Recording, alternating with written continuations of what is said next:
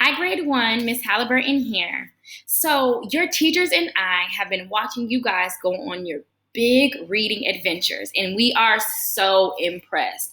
You guys have been doing well with your sneak peeks, keeping track of your where and when, predicting what will happen next as you read to understand the story better, and then going back to retell the important parts. We are so impressed with how well you guys are growing your brains and becoming great reading investigators on your reading adventure.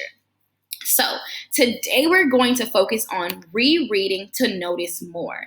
And this is an important step and an important skill when we're reading because it helps us go back and catch anything that we might have missed the first time we read. That's why it's always good to reread your books to make sure you didn't miss any important details. Let's imagine we're going on this big adventure to find buried treasure. And we have a map here. And we're looking at the map and we're following and we know we're going straight and we're turning right. And then right when the big rock comes, we're going to jump over the rock.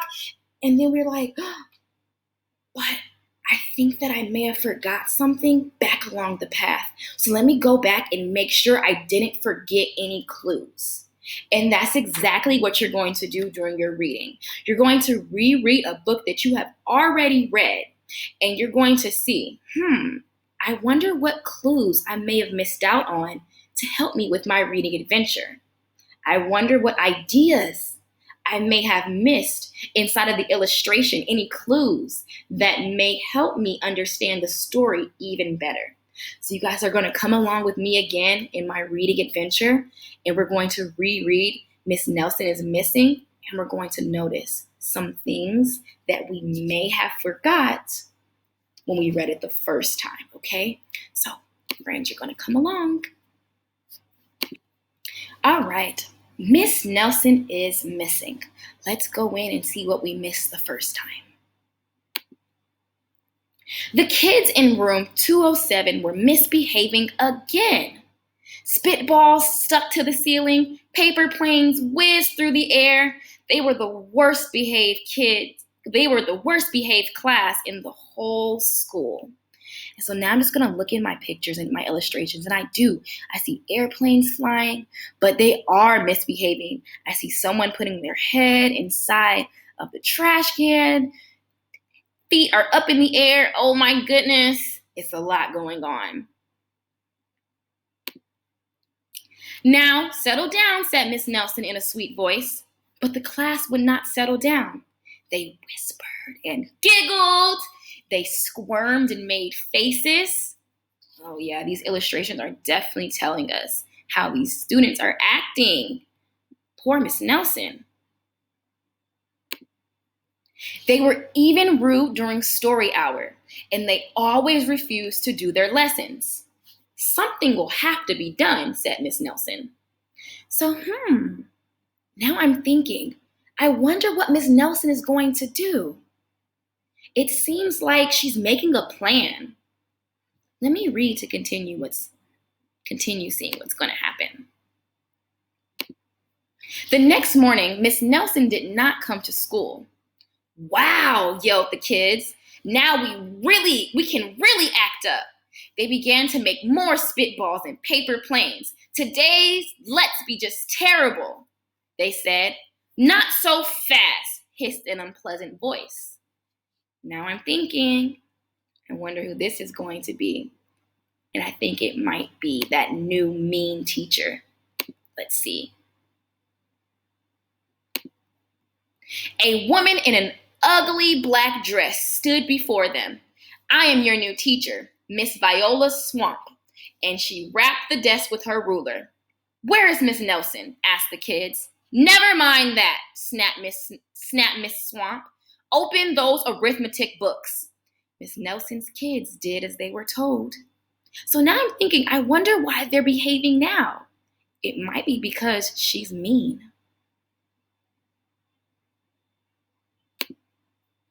They could see that Miss Swamp was a real witch. She meant business. Right away, she put them to work, and she loaded them down with homework. Yeah, Now they look really sad. They must miss their teacher. We'll have no story hour today, said Miss Swamp.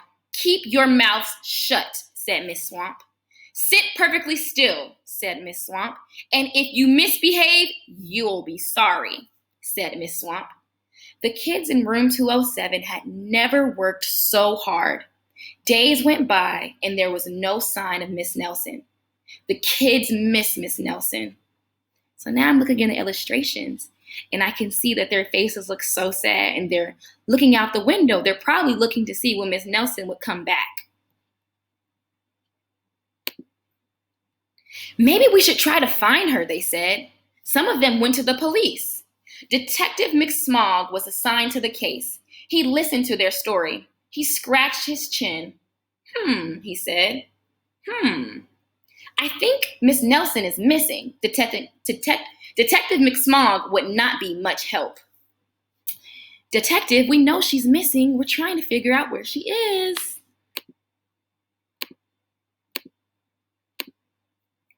Other kids went to Miss Nelson's house. The shades were tightly drawn and no one answered the door. In fact, the only person they did see was the wicked Miss Viola Swamp coming up the street. If she sees us, she'll give us more homework. They got away just in time. So now I'm starting to wonder, friends, why is Miss Viola Swamp at Miss Nelson's house? I think I might have to solve this mystery. Maybe something terrible happened to Miss Nelson. Maybe she was gobbled up by a shark, said one of the kids. But that didn't seem likely. Yeah, I don't think so either. Maybe Miss Nelson went to Mars, said another kid. But that didn't seem likely either. Yeah, I don't think she went to Mars. I know, exclaimed one know-it-all. Maybe Miss Nelson's car was carried off by a swarm of angry butterflies. But that was the least likely of all. The kids in room 207 became very discouraged. It seemed that Miss Nelson was never coming back, and they will be stuck with Miss Viola Swamp forever. They heard footsteps in the hall. Here comes the witch, they whispered. Hello, children, someone said in a sweet voice. So now this makes me think that their teacher may have came back because the sweet voice part. Let's see. It was Miss Nelson. Did you miss me? She asked. We certainly did, cried all the kids. Where were you? That's my little secret, said Miss Nelson. How about a story hour? Oh, yes, cried the kids. Miss Nelson noticed that during story hour, no one was rude or silly. What brought about this lovely change? She asked. That's our little secret, said the kids. So I see the kids are being much better now because their teacher came back. But I wonder what Miss Nelson's secret was.